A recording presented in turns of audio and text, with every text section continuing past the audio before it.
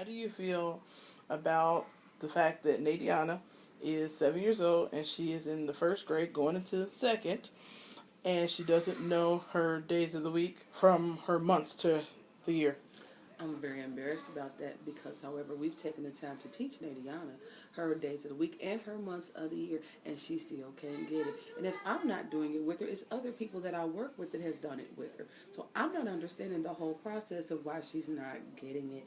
But if you're sitting there singing it with her and she's in the pre-K room, which is my room, she can pick it up and don't miss a beat at all. And that's disturbing. Monday, Tuesday, Wednesday, Thursday, Saturday,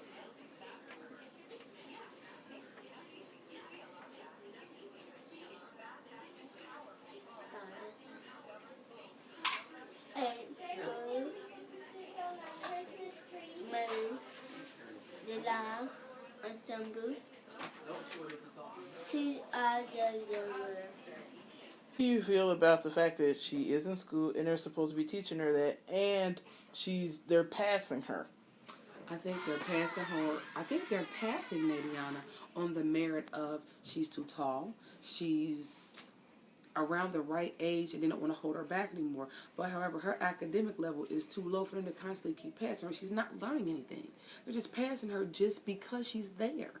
And she shows them a little bit of what she can do, but that's not Nadiana's full potential, and I know it. So that's just, it's irritating to know that you're going to have a person, a child growing up in school, thinking that because I can show you a little bit and don't have to put my full potential in any of my work ethic, that I can still get past. I can go to the next grade.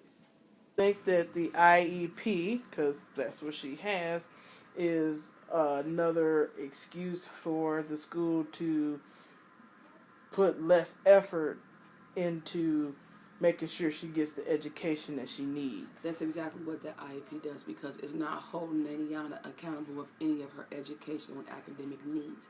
And as long as Nadiana, like I just said moments ago, can show you just a little bit, oh, I know it, and that's enough for the teacher to go, well, I've done my job, you're full of crap. Because that child still doesn't know the proper things that she needs to get her to the next grade, because she's going to be struggling in the next grade. You teach at daycare, and not just Nadiana. Besides her, do you see other kids that is around Nadiana's age that still can't read and still can't hold a normal conversation? Yes, I do. I see it every day. And it's really, really, really a sad shame to see that the people in this generation that's going to be possibly caring for me as I get older, or once I get older, they don't have education. They can't read, and it's a shame that they can't read. And when you ask them to read, they get highly upset, blowing up, because they can't read. They can't read the first word out of a paragraph, and that's disturbing, because you're old enough to know this stuff and you just refuse to do it. But You do in your class. What's your educational way of teaching the kids? I like to do a lot of songs with them because they learn better sometimes through music.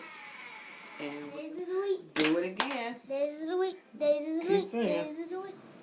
I don't remember a lot of being picked out because I was in an all-black school. So your generation, your daughter's generation, and then my generation. So there's 3 different generations there. So what's the difference between all 3 generations? My daughter's generation is when things started turning itself around. It was segregated and things was looking better for us educational wise. When my granddaughter started school, it was the most beautiful thing that I could see for us educational turning around, because it was a lot of different cultures blended in. And that was what was nice all the time. You get to see different faces. And that's what I liked about it. What is, now that you have great-grandchildren, there is Montessori schools, private schools, and public schools. What would you say is the biggest difference in your eyes between the 3 different educational systems? Public education, I feel that they're just there. Some of the teachers, not all of them, are just there to get a check. They're not interested in how the children are learning or if they're even learning. Montessori, I'm not sure of. I guess it's almost like Catholic school. Because Catholic schools take more time out with the kids. They make sure that they're going to learn something.